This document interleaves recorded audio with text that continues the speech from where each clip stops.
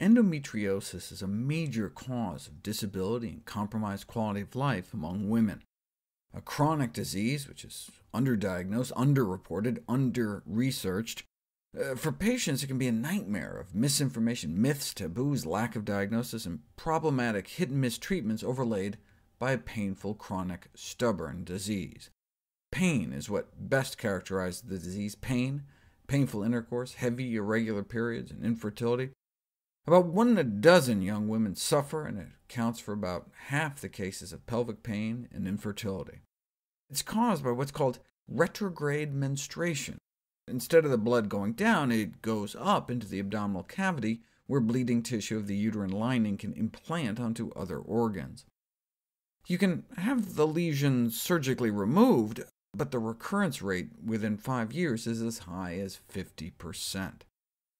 Now, endometriosis is an estrogen-dependent disease, so might the anti-estrogenic effects of the phytoestrogens in flax seeds and soy foods help, as they appeared to in breast cancer?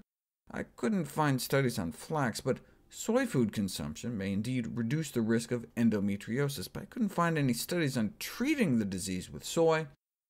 There's another food, though, associated with decreased breast cancer risk: seaweed. Seaweeds have special types of fiber and phytonutrients not found among land plants, so it's not like choosing to get your beta-carotene from carrots versus a sweet potato. If you want these unique seaweed components, some of which may have anti-cancer properties, we need to find a way to incorporate sea vegetables into our diets. Anti-cancer properties, such as anti-estrogen effects. Japanese women have among the lowest rates of breast, endometrial, and ovarian cancers. They have longer menstrual cycles and lower estrogen levels circulating in their blood, and that may help account for their low risk of estrogen-dependent cancers. We assumed this was their soy intake, but the seaweed might be helping as well. You can drip seaweed broth on human ovary cells that make estrogen and see estrogen levels drop, because it's either inhibiting production or facilitating breakdown of estrogen, and may even block estrogen receptors, lowering the activity of the estrogen you do produce. This is in a petri dish, though, but it happens in women as well. They estimate that an effective estrogen-lowering dose of seaweed for an average American woman might be around 5 grams a day, but no one has apparently tried testing it on cancer patients yet. But it has been tried on endometriosis. 3 women with abnormal cycles, 2 of which with endometriosis, volunteered to add a tiny amount of dried powdered bladderwrack, a common seaweed, to their daily diet. It effectively lengthened their cycles and reduced the duration of their periods, and not just by a little. Check out subject number 1.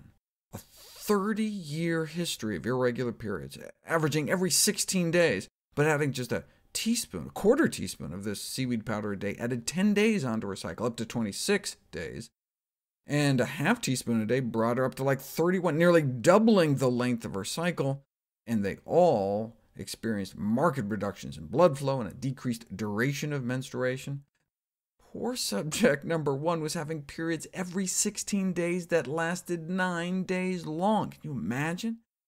After 30 years of this kind of craziness, just a half teaspoon of seaweed a day, and she was having periods just once a month and only lasting about 4 days. And most importantly, in the 2 women suffering from endometriosis, they reported substantial alleviation of their pain. How is that possible? Look at their drop in estrogen levels, a 75% drop after just a quarter teaspoon of seaweed powder a day, 85% after a half teaspoon. Now, obviously, with just a couple women, no control group, we have to do bigger, better studies, but look when this study was published. More than a decade ago, and not a single such study has been published since. Does the research world just not care about women? Millions of women are suffering with these conditions. Who's going to fund it, though? That much seaweed costs less than 5 pennies, so a larger study may never be done. But with no downsides, I would suggest endometriosis sufferers give it a try.